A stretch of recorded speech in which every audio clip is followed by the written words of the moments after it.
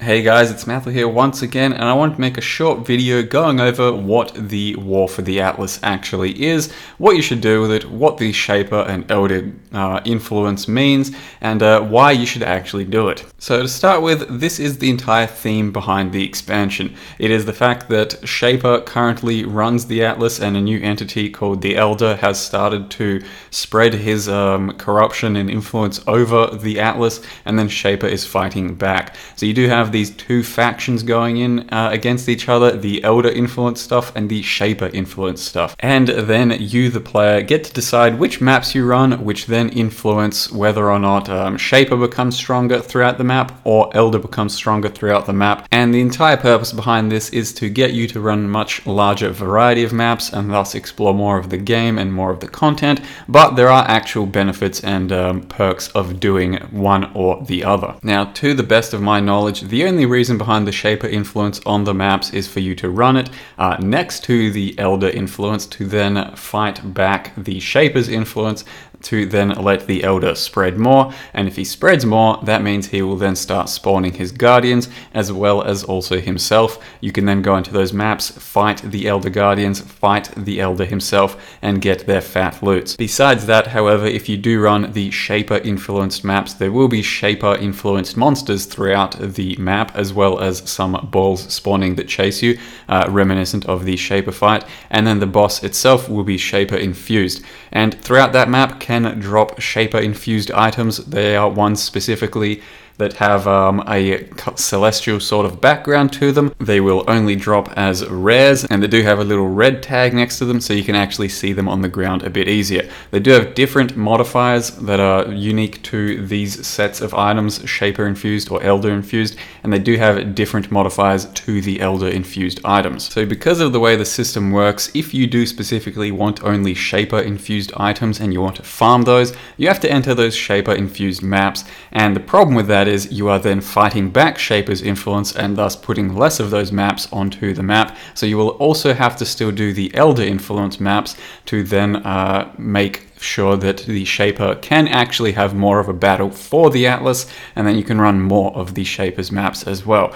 So there is quite a lot going on there, and it is up to you to then make sure that you can run either or whichever specific one you actually want. So running the Elder influence, you will find various Elder influence stuff inside that map, a few tentacles floating about, a few portal spawns that spawn extra monsters, and you kill those as well, and the Elder infused items, which have their own specific set of additional prefixes and suffixes that are not going to be the same as the Shaper ones, so you have to farm those specifically throughout the Elder maps. Now, the more Elder maps you do, however, means the less chance you will have of spawning the Elder Guardians and Elder himself. Once you run a certain amount of Shaper infused maps and thus let the Elder influence spread enough to, let's say, 20-25 or so maps very close together, all influenced by the Elder, his 4 Guardians will spawn, and so will he. To fight the Elder, you then must kill all 4 of the Guardians spawned in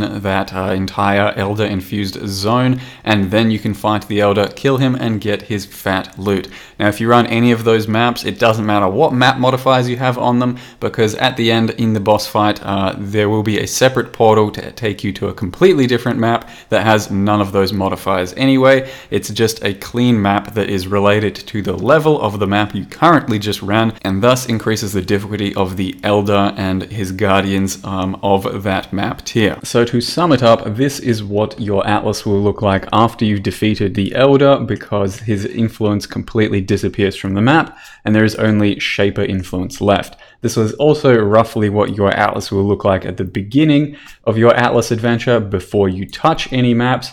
Shaper will start to appear on pockets of maps here or there. Once you start running those Shaper influence maps, Elder will then show up in various places, and to actually make the Elder's influence larger, you have to run the maps directly next to the Elder's influence. So if Elder is all the way over here, you have to run these specific maps right next to them to then spread the influence of the Elder. Once he has enough influence linked together and spread across the map, roughly the size of your screen, I would say, when zoomed in, so 20-25 maps or so, he will then spawn his 4 Guardians as well as himself within those maps You run the 4 Guardians, then the Elder, which kills off all of his influence, and you start again fighting through the Shaper stuff to then get the Elder to spawn again. And the end purpose will most likely be to farm for these Shaper and Elder sort of infused items, which come with the different backgrounds, as I mentioned, and have specific cool new modifiers throughout them that can be crafted through chaos, alterations, and all of that. If you scour one of these items, for example, you then just have a neat crafting base to go with that you can then alteration up, and it keeps its entire appeal of being that sort of item, a Shaper item for example. You can then just craft through it and hopefully find some cool new modifiers and then craft some really cool new items. This will probably be the end game for this sort of expansion and maps and all that. You'll probably be chaos spamming some serious business rares and basically just power creeping out the arse. Lastly, I guess all I'll mention is when you spawn the Elder throughout the map, it will correspond to the map tiers basically.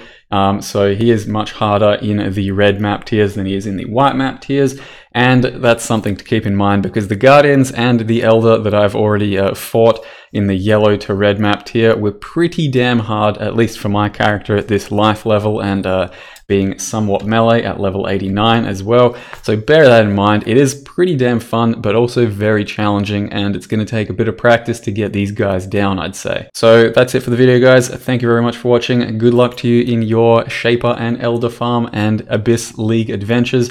Hope you guys have a good one, and see you next time.